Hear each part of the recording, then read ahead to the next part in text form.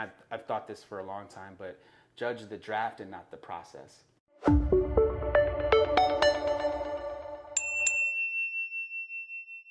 So welcome back to It Takes Universe. I'm Ashley, and today we have Augusta Jackson. writer, comedian, actor extraordinaire. Today, here in the flesh. I texted her, but she hasn't responded yet. What you sent her? Oh, no, that's a thick-ass bubble. It's not that thick a bubble. That is such a thick bubble. Ooh, that text got ass. Prepare! You haven't had sex since your divorce? Shh, keep it down. It's not that big of a deal. How long you been divorced? 18 months. Oh, my God!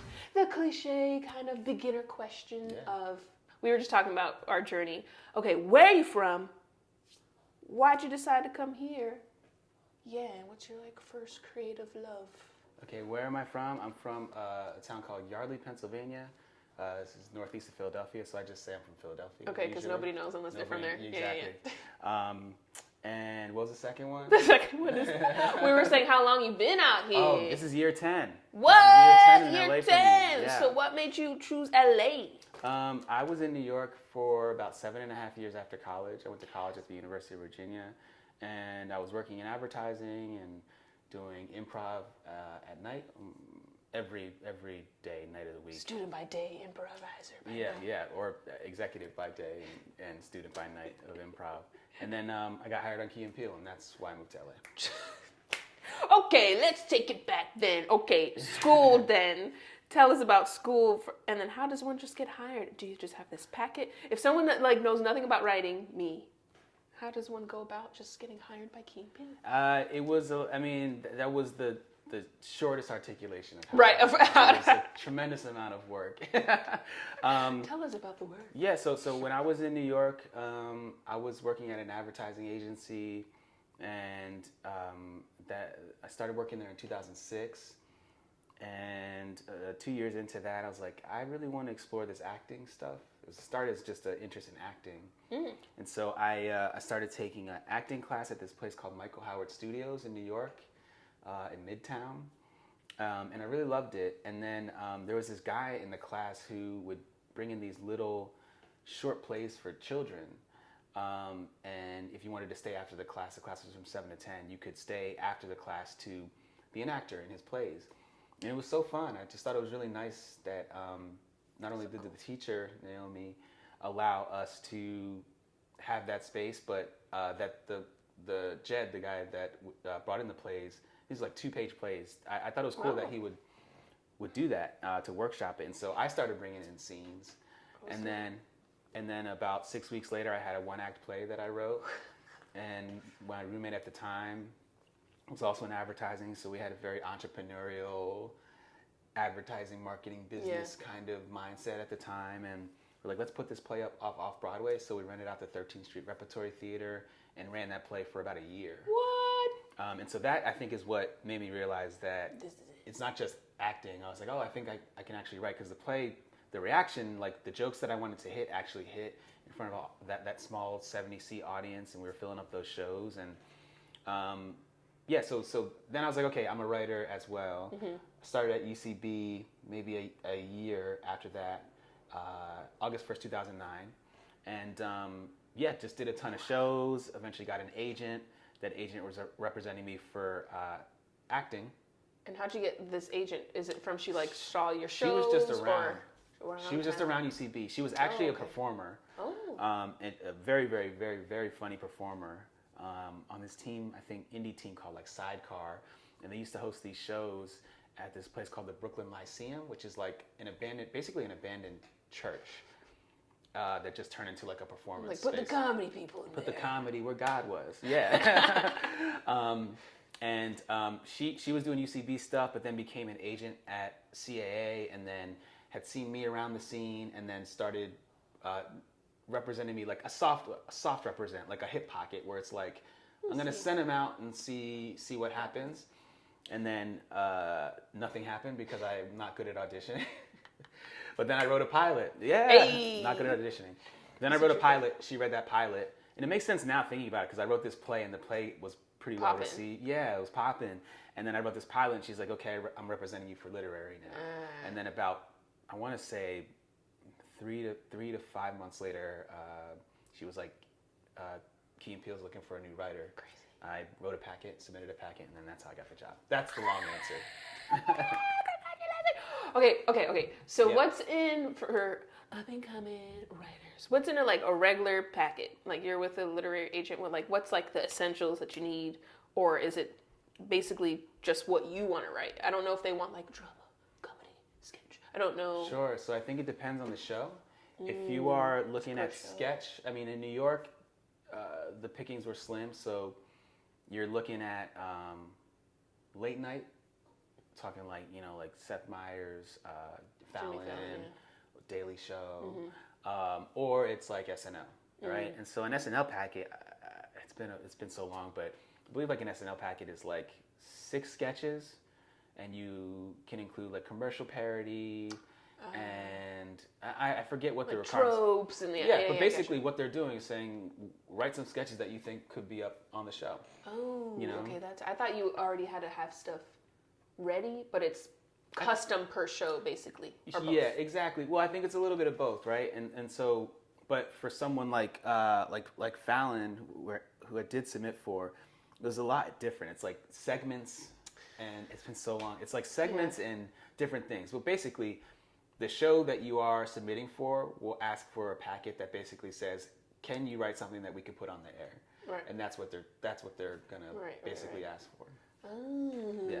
okay. Oh my God, Key Peele. Okay, what was it like? What were your main takeaways from because this is your first big thing? Oh, sorry. writing And on? just to say, that wasn't my first big thing. And Key and Peele's packet was, I want to say 4 to 6 sketches that could be put on the air today. So it was whatever you want that you think Key and Peele could really jam with. So. Ooh, okay, okay. A couple of sketches from my packet ended up making it onto the show. Look, he already came with the fire. I was so proud of you. I was looking, I was like, oh my God. So, okay, before I start crying.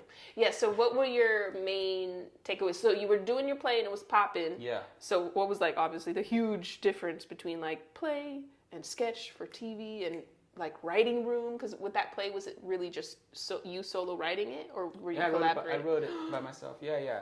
Really, each week I would bring in a new scene. And then 6 weeks later, I just had a play. Yeah. I'm sorry. I love Black people. Well, okay. So then, what was the experience like? Because I'm assuming it's a writer's room, In right? Key and Peele? For the Key and Peele. Yeah. What were your main lessons? Wow and. It was my first time in a writer's room, and I did not have any experience. I also didn't do Maud Night or anything like that in New York. I think a lot of people that knew me in New York knew me as a performer, rightfully so, because I was always up on stage performing, but I was doing a lot of writing on my own. Yeah. So there's no one way to get that first job.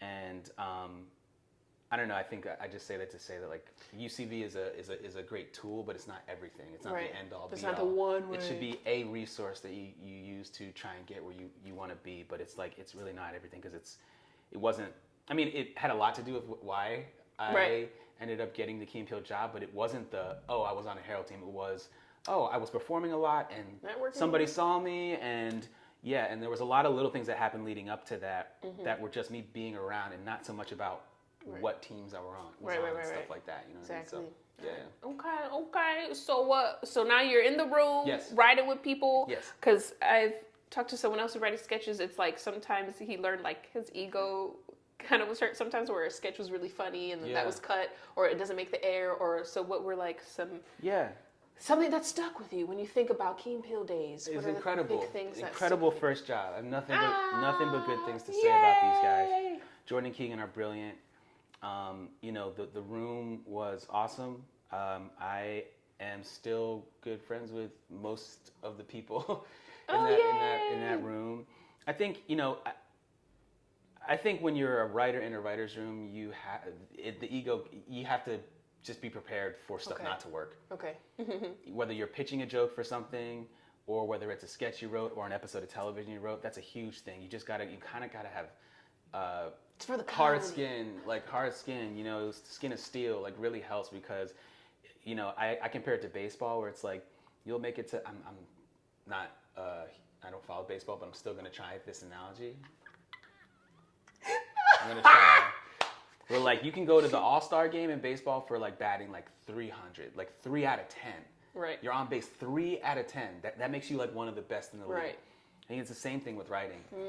But the thing is, you got to swing. You got to actually try. I think that's where it, kind of the trick comes in to really not get deterred by the fact that you missed that fastball because the next thing you pitch might be the thing. So Key Peele was great. It was amazing. Yay! We would start the day at 10 a.m. Yeah, because I know nothing. Yeah, Start the day at 10. for That's sure. nice. Yeah. Late. Yeah, I would come Late in at morning. 9 because I was new and You show up. Is there an advice section or can I do advice as I? You do whatever. This is Okay, you. cool. I want all. I know nothing. Just like if someone's coming here For to be a sure. writer and be like, Be on time. Ernie's To on work. time. I had a mentor in advertising. Her name's Tiffany, and she instilled this into all of us during this program. She said to be early is to be on time is to be late, and to be late Don't is even show up. unacceptable. Especially as people of color, because I don't think it's perceived the same way when we show up late versus other people showing up late. And also, I think there's something nice from a performance perspective about settling into the space and preparing for the day. So I would show up to Key and Peele around 9:30. We'd have what's called a dookie session at 10, and I think they use that term because it's like just throw your shit out, don't overthink it. Throw the shit out. Like it doesn't have to be perfect. It can be a half idea. It can be something you notice on the way to work. It can be something that happened to you. Like a sketch that ended up making it to the show. Over one weekend, a telemarketer called me, and I was like, "Yeah, I'm not interested in whatever this is." And then he just hung up on me. I had never had a telemarketer hang up on me before. So that Monday I go into the room like, yo, has this ever happened to y'all? Like a telemarketer like fucking hung up on me. You calling me? Yeah, you called me. What the fuck? And that ended up being a sketch on the show. And so it's a dookie session where you just throw out 1 or 2 ideas, and then your job for the rest of the day is to write 1 or 2 sketches. Or if you got a really good idea that you're excited about, you can spend a couple days writing that sketch. Everybody wrote at different paces. I share an office with Colton Dunn, who is the fastest, most proficient sketch writer I've ever witnessed, and he's so funny. So it was cool being sharing an office with him and kind of seeing how Different people work. Yeah, and I also didn't know like I'd never used Final Draft before. Yeah. Like I was using Celtics or Celtics or whatever you the call free. it. Yeah. A free joint. And so it was the free joint, yeah. And so it was like a master class in sketch. Ooh, and nice. And yeah, we'd like go get pizza on Fridays at this place called Delancey's. I don't think it's open anymore, but it was great. R.I.P. Yeah. Amazing. Okay. Oh my gosh. What a wonderful. I'm so glad that was your first experience. Me too. Oh my gosh. So am I. Yeah. Okay, so did it go, because I have his wonderful credits here, did it go just from Key and Peele, it was like 2013, and then you did Mr. Popular, you acted and wrote in Mr. Popular? Mr. Popular was before Key and Peele. Oh, Mr. Popular, IMDb lied. No, yeah, Mr. Popular was a thing that I did in New York, and I think that's maybe another piece of advice if I had any. Yeah. Just make stuff. Make stuff. Mr. Popular was just an idea I had one day about a guy who is popular and kind of like bounces around town and has like a very specific high five with everybody that he meets, and then it hard cuts to him at his apartment like very depressed. No. And he's like a very sad, lonely person. I made like 3 of them, and then Broadway Video saw them when they were doing web series stuff at the time, and they bought the show and then paid for 3 more episodes. So I did 3 of them in New York, got Key and Peele, and then did 3 of them while I was on Key and Peele, and then released them. So yeah. I was like, where is this? Yeah. That's so cool. Yeah. So, okay. That was just a little. That was just a A little something. Yeah, there was like when I was coming up, there was like a web series era. Like I think like shows like Broad City that started as web series. Like they were in the mix, like really doing big things in the web series realm. And I think web series like that really just created like a ripple effect where like people were just like, oh, this is the way I can make something on my own, produce it, release it, and then see what happens. So. Hell yeah. Okay, Key and Peele, so many episodes, awards, nomination. I'm so happy for you. So how does one go from like sketch to then Brooklyn Nine-Nine? Yeah. And what's the Is it all? I don't know. I don't want to be like, is it all the same? Like writing sketch, short form, to then writing comedy for a whole episode, like the length, or is it pretty much the same? There's game and No, it it's just very extends.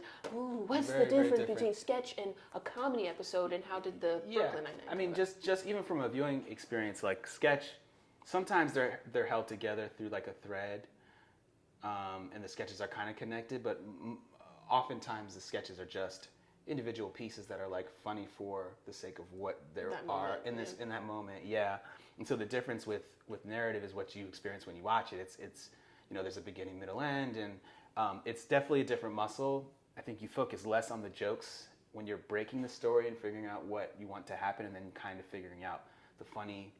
I mean, you'll come up with set pieces, but like one of the biggest things I learned as I got into writers' rooms is like, we got to break the story. There's got to be funny things that happen, but it has to make sense.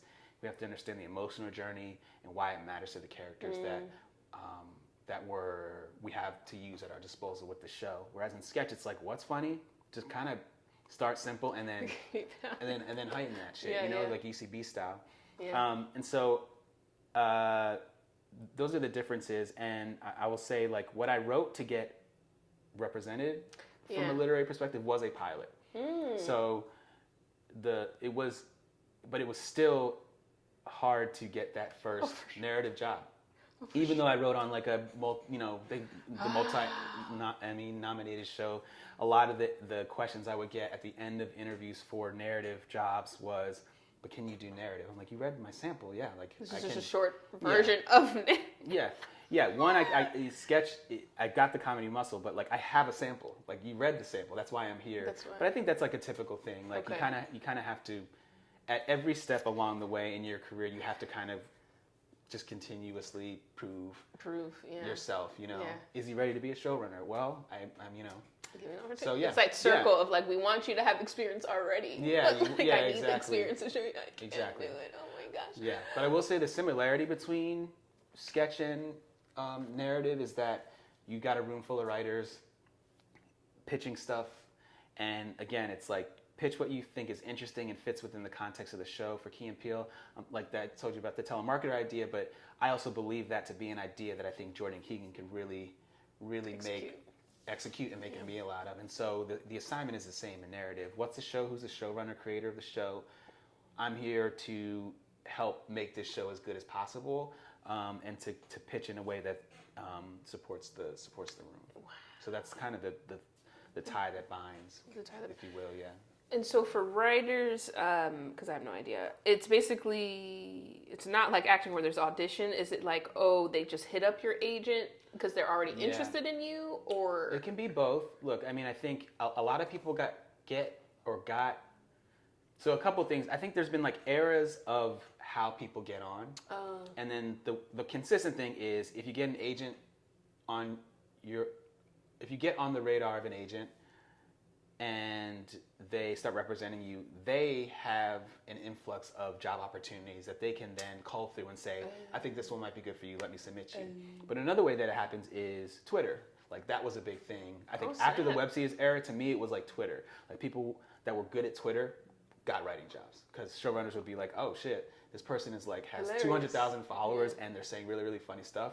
Let me interview them, read their sample, and then they would get jobs that way. I'm not good at Twitter. That's not how I got my job. I went more the like, I'm a performer, and I have samples. I had the samples ready and stocked up, and so so that's how it happens. But typically, irrespective of how you get on the radar, you have a sample, must have a sample, must have a sample, must have a sample. You can have one good sample can change your life. My sample was called Pushing 30. It was about a group of friends that were on the brink of 30, and it was my sample it was my sample up until I've written a lot of other pilots and stuff like that, but that is the sample that got me in the door and was a sample that people read and be like, yeah, I think I want to meet him. So they'll read your sample. If they like what they read, they'll have a meeting with you to make sure you're not nuts. And to make sure that they want to spend up 14 hours in a room with you. And then you get hired or you don't. Okay. And for the people say writer's block. Yeah. How do you handle writer's block, Mr. Phil? For sure. I take long walks. That helps me. Nature. Just ended there. No walks. Yeah, Okay. yeah. Goodbye. I take long walks. The writer's block is real. I think, I don't know. I go to the movies. I consume. You know, I buy a T-shirt. It's like retail therapy if you can. You know, like go out with a friend, get a nice meal, live life. Really is the best way to put it. Yeah. I know people that are kind of. I guess habitual is kind of the word I was thinking of, but like every day, like what is the word I'm looking for? Like it's a routine. Like ritualistic. But I'm a creature of habit too, so that's not exactly the word I'm looking for. But basically, who are open to breaking that, or just like more like militaristic, I guess, about their. I wake up, I work out, and from 6 a.m. to 8 a.m. I'm writing. Yeah. I'm not that guy. Yeah. I will always be thinking about ideas on walks. I'll write notes in my phone if I have like things that are like solves and fixes to ideas that I'm already excited about, or if a new idea comes to me, that's what I use the walks for. And then if I have an idea that I'm really excited about, I'll kind of stew on it for weeks, months sometimes. And then when it feels right, then I'm in it. But then when I'm in it, I can get through a draft. Don't talk to me. Don't talk to me. I'm in it. But then you accrue that over the course of, it's been 15 years now or so. Like, so I'm sitting on maybe 2 ideas right now that like I haven't touched pen to paper, but I already have 2 other things that I'm actually currently in. Ooh. So at any given moment, I've got 4 to 6 things that are kind of just like oscillating around. So that's kind of how I tend to operate, and yeah. So that's when it comes to you. It's different for everybody, though. It's different for everybody. Live life is the main thing. When Absolutely. You're feeling stuck. I think so. Yeah, I think yes. Yeah, crazy I stuff agree. happens, and you can use the life. I'm not like I've got weird ideas, but like I'm not like I want to make a show about life on Mars and right. the war on, I'm more like a slice of life. Right now, right here, Indie we film relate. Kinda. Yeah. So, I mean, watch. The next thing I create might be the Mars thing. I might do the Mars thing, maybe. But I think life happens, and sometimes you can just pull right from it. Yeah. And sometimes life happens, and something about the experience you had creates some type of synapse that has nothing to do with what happened to you, but it's just the fact that you were out and open, and that's where inspiration comes. I firmly believe that, yeah. Oh, that sounds so lovely.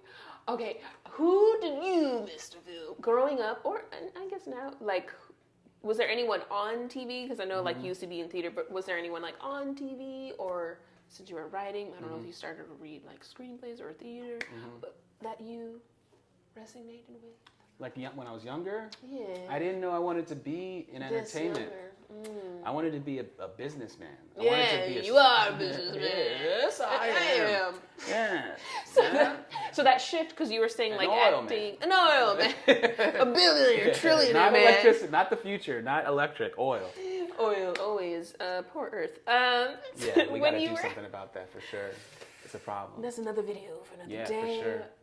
So when you had that shift of like the interest in acting to like then starting to like dabble in it, anyone at that time that you're like, he's pretty rad? I could still talk to the before and after. Like I was a fan of In Living Color. Yes. Like that was a show that came on. I was like, oh, this is incredible. I really liked Mad TV. I would watch SNL. Shows like Living Single, shows like the Jamie Foxx show.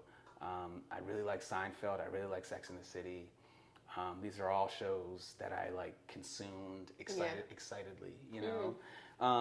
I'd say once I started doing like acting stuff, in the scene study class that I had, there was this play called Zoo Story by Edward Albee, I think is the playwright. And it turns out improv is my favorite improv to do, and this is just a play about 2 guys that sit on a park bench and talk. They're strangers, and then one of the dudes is just fucking nuts by the end of it. And I was like, this is so tight. I love that. Yeah. And there's a I'm trying to think of other playwrights, but I can't off the top. But yeah, but honestly, I was a fan of Key and Peele before I got Nice. the job, before I got the Nice. job, and after, and continue Full to be. circle. Yeah, absolutely. So that was like kind of a full circle moment. And also I like dramas a lot too. So I think you know, in classic fashion, anything Denzel's in, I'm like, yeah, let's go see what's up. You know what I mean? For sure. Which makes me it's not a unique point of view, but it's like anything dramatic. I think is not anything, but dramatic stuff excites me. Yeah. And I think even it informs the way that I improvise a lot of the time too. Just like committing to something as opposed to like looking for the quippiest thing to say, because I'm not necessarily like a pop culture like Right, all the references in your pocket. Super aficionado. I mean, I got a little bit, but I mean, yeah. But some people are, but that's, Yeah, that's something I feel like I need. I'm like, I need to be consuming more because I feel like I'm going to miss out on references that I could be using. Maybe. But it doesn't hurt, but like, Yeah. you don't have to be that type of performer. Mm-hmm. You just need to be able to react to that type of Right, performance. So properly.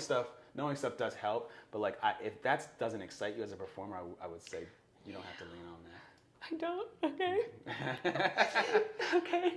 Because do you know Namdi? Who's that now? He's at UCB too. What's he? He does sketch as well. He's written for like the Amber Ruffin show and does like some amazing. improv.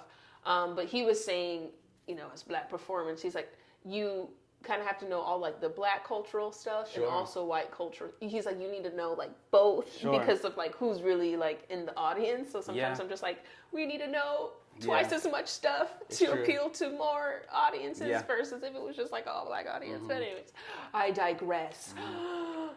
The industry, ups and downs. Maybe it's the same for writer's block when you're like, maybe like, dang, interview or pitch, no one's picking up my stuff, or auditioning, I didn't get that. When you're feeling like poop, maybe not even just in the industry, but in life, how you get out of that? When I'm feeling like poop, I drink wine with my friends. Turns out I made a show about it. Turns out! Got canceled, but we got 2 seasons. We gonna talk about that too! We got 2 seasons. I'm proud. Hey, that's a success. Yeah, absolutely. I drink wine with my friends. I always have more ideas. I am in therapy. Nice. Big advocate for therapy. Black I'm men new in to I'm new to therapy. Yes. Since I'm all about Black men in therapy. Everyone in therapy, really. Yeah. When was that for you? Like, dang, I'm feeling crappy versus like, I think I'm gonna try it. Like, when was that shift for Honestly, you? it's like it wasn't like a specific moment. It wasn't like something happened. I was like, oh, I need therapy. It's something that I've thought about for a long, long time. And then I think something about being in my 30s, and I think it was like I wanted to get to this point where I started like working in writing or entertainment. That happened, and I think while I was in New York, it's like that's like the North Star. And it's like, oh, I'm happy because I know I'm driving towards this thing, and then I get that thing, and then you create another North Star, but then there's things that I'm ignoring about my interpersonal relationships that I feel like I'm like, oh, no matter how much success I do or don't get, I should address what actually fundamentally makes me happy as a person. And so it was more of an existential life, how to live life and think about my mindset moving forward as opposed to like a pivotal moment. So that was like around 2019, 2020, where I kind of started doing it, and I wish I'd done it sooner. It's great. So therapy. Some self-reflection. Yeah, some self-reflection. No, that's a good thing. I feel like that's feeding the beast of like, when I get a series regular, when I get this, when I get a writer on the show, it's... Because you get it, and there's going to be new stress. I mean, Diddy said it. P. Diddy said it in other songs. What did he say? He said, more money, more problems. I love it. Such simple humor, but I'm also like... More money, more problems. Oh my gosh. Okay. I already asked the difference between TV and writing. Yeah. Okay. I always like to ask as well, either this advice could be like what you want to give or what you received. Sure. I was like, what's like the best advice either you received or you want to give, and the worst advice for you've writing, been given. for performance, for everything? Whatever, for life? whatever first came to your mind when I said that. Okay. Yeah. From a performance perspective, because I used to coach a lot in New York and teach too. Nice. From a performance perspective, for the improv nerds, I would say, if you don't want to make the move, I don't want to see it. If you're not excited about the move you're about to make, I'm not going to be excited either. I think it's like we learn all these rules just to learn how to break them. It's like we learn all these rules just to know how to express ourselves. So I don't really coach anymore. Every now and again, I'll creep out and do a little session. But that's what I say. It's like, all right, we know the fundamentals. Did you want to do that? Is that what you really wanted to say? Because that's not what your face said. Yeah. There's no right answers. Your instincts are the right answers. So that's my performance advice.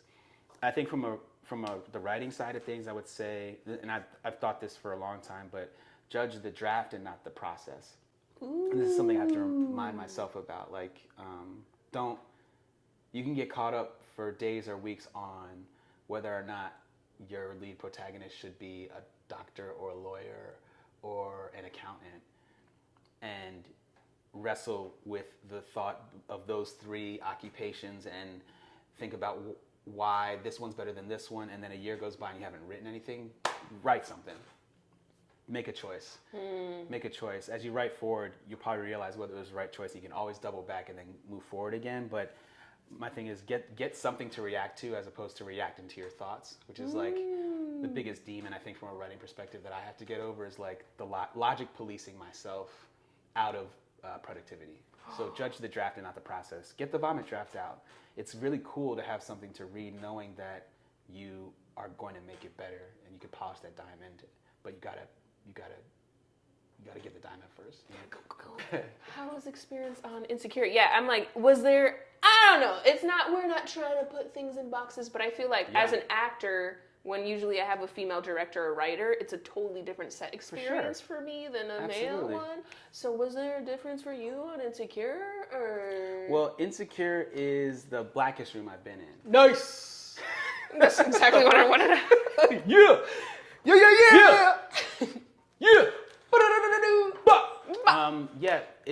Just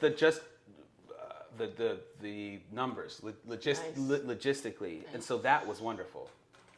That was wonderful. I got to feel. I mean, Key and Peele was. Because they're black, but it's still very diverse too. But the room itself was. No. It was like 50. No, it was like more 60, 40. Do you know what I mean? Incredible room. That was an incredible room. So I'm not comparing them. I'm just saying logistically, if you're how many black people are in the room? Yes, Insecure just had more, Nice.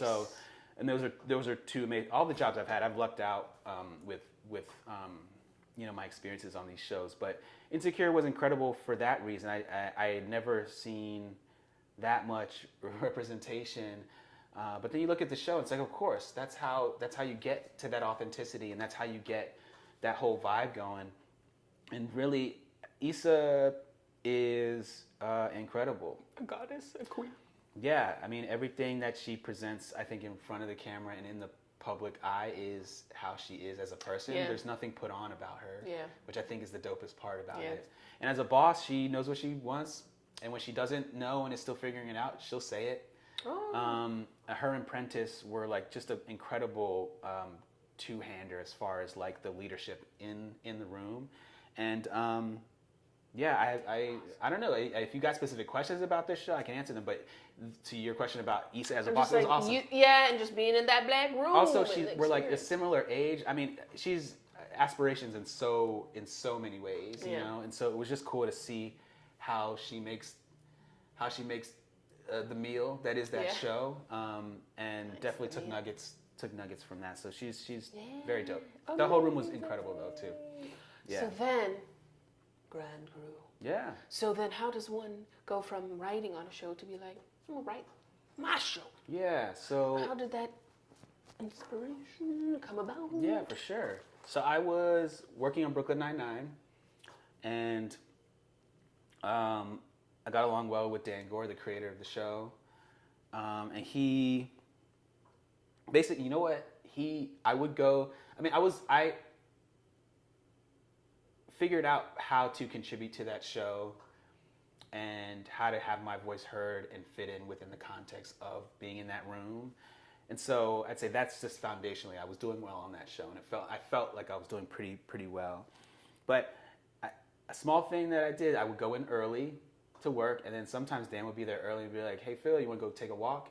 We take a walk. We talk about Breaking Story. We talk about life. We talk about random stuff, and then I think that just helped solidify the bond. And then I was driving him to the writer's Christmas dinner at Tam O'Shanter's, and I'll never forget. We were at the stoplight on Franklin and El Centro, right by the theater. Oh, nice. And he turned to me. He was like, "Hey, if you ever want to like develop something, let me know. I like working with you." And I'm the type of person, if you like, you're trying to collaborate and you're serious about it, I'm not Show fucking up. around. Yeah, I'll show up. I'll reach out. So I followed up, and we started meeting weekly.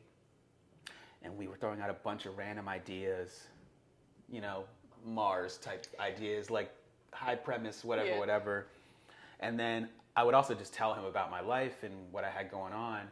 And the consistent thing was I was hanging out at this wine bar with my friends, and at a certain point he was like, "Is that the show?" And I was like, "I think that's the show." And that's how we got to Grand Crew as the concept. and then I got hired on Insecure. I left the show, and I was still working with Dan. And so I sold Grand Crew while I was working on season 4 of Insecure. Wow. Yeah, that's how I. So then, like you mentioned, after season 2, no more. How does one cope with that? Tell us your brain. How'd you find out? How'd you cope, and how'd you like? Now I'm more ideas. I'm on to the next. Yeah, well, I always got more ideas. Look, I mean, for so many reasons, the show was special to me. It was deeply personal. The conceit of the show is inspired by my real life, and then I got my friends in front of the camera, behind the camera, so kind of top to bottom, my people were working on the show, and so I think you got to prepare yourself for everything. I think the numbers weren't like home run like types of numbers. So then when that happens, you kind of know that it's a possibility. I know that we were doing really, really, really well digitally, especially when we were on Hulu. We weren't on Hulu anymore because these streamers are trying to like protect their own content and attract people to other platforms and stuff like that. And so we always knew it was a possibility. I always knew it was a possibility. And so when we got canceled, I was just thankful for the time. And then, so that was, gratitude, attitude of gratitude. Also, it happened during the strike too, so it was also kind of like it is. It was like not unceremonious, but there was like a disappointment that was bigger than than the show. Yeah. That almost in a weird way made it easier to digest the fact that that the show wasn't continuing on. But I think another thing that helped is that people that I don't know online kind of like came out of the woodwork once the show got canceled. This is my shit. Yeah, in a way that I just like hadn't felt before, and so I was like, oh, that's pretty dope. So yeah, we got 2 seasons, and I'm really proud of it. Yes, hell yeah, Absolutely. digital, yeah. Absolutely. I wish I had a network. Put it on that network. So okay, it takes a universe to raise a star. It's all about the stars. In your life, not necessarily like famous people, just people who are a light in your life. So I always like to ask, when you like decided to like really start acting, who's a star at the beginning of your journey and who's a star recently? At the beginning of my journey, I would say, interestingly, my acting teacher, Naomi Thornton, I think was her name. Incredibly kind and straightforward and motivating individual. I think she was really, really great. I also had a teacher back in college that kind of just allowed me, shout outs to professors, who kind of like implanted in my mind that like it's okay to be a little bit different, because I went to UVA and was in the undergraduate business school. And business is very like kind of like structured. And so I would have these kind of weird ideas and weird ways of presenting stuff, and she was always like, that is dope. Aww. And so shout out to Professor Martin for that. My parents for always being supportive. And yes. Jamaican parents that were supportive. Yeah, go figure. I mean, they were like, you need to make money for yourself now that we paid for college, but they They were supportive. They were supportive. It's interesting because I was gonna quit my advertising job, and I'd saved up, and I took them to dinner, and I took them to dinner, and then took them to a Broadway show, which is something I would do when I was in New York. And I like sat them down. I was like, I wanna like go for this. At the top of next year, I think I'm gonna quit and like try and figure out how to like do this thing. And they were like, why don't you just keep working? I was like, I think I just gotta go for it. Like if I don't actually really try and go for it, and more time goes by and I get older, I'll really regret that I didn't. And they're like, okay, but you got to make money. I was like, all right. And then Key Peele happened before I had a chance to really do it. But I think there is something about like deciding that you're all in on something where things start to just not fall into place. But they're shifting, they're moving. Yeah, it's not always immediate, but I think when the mentality changes, it definitely changes things. So. And then now, my stars now, the whole crew, DSO, the homies, yeah. Hey. I got a really good group of close friends that keep me excited to share ideas, excited to work on things, excited to talk about real life things. In New York, I definitely had those people, and I'm still friends with those people, but it took a different shape here. I have more, it's a group of black friends, you know what I mean? It's just like, it was cool to like really, really find a solid group of individuals that I can kind of confide in. Yeah. Stuff like that. Yeah. True friends. True friends, yeah. So friends, yeah, friends. Yeah. I'm trying to think. I don't know. What do other people say when you ask that question? No pressure. No, some people like Payam was like Carl Tart, like said the name, and then my one friend Derek was like, oh God, he was like, da da da da, and this person. He was like listing like the Academy Award, like he wasn't gonna thank someone. Yeah, I got specific about the older people, but no, there's no right or wrong. I'm just always like trying to remind everyone that it's like it takes the love and support of those around you for this to be 100%. You know, a true successful journey, not just you by yourself. That being said, where can they find you online if they want to be like, what is he up to? You can find me on Instagram at Phil Augusta J. Thanks. I got some music coming out. Check that out. Check out the music. Yeah, where are we gonna find it? It'll be on Spotify and all that stuff. Probably under the Phil Augusta J. Phil Augusta Jackson. Yeah. Probably top of next year. Oh, we can get a little sample? No. Dang. That would be cool to like end the video on the spot. He's like, absolutely not. No, I can't do that. Bye. Chuck Norris, nigga about to go flex.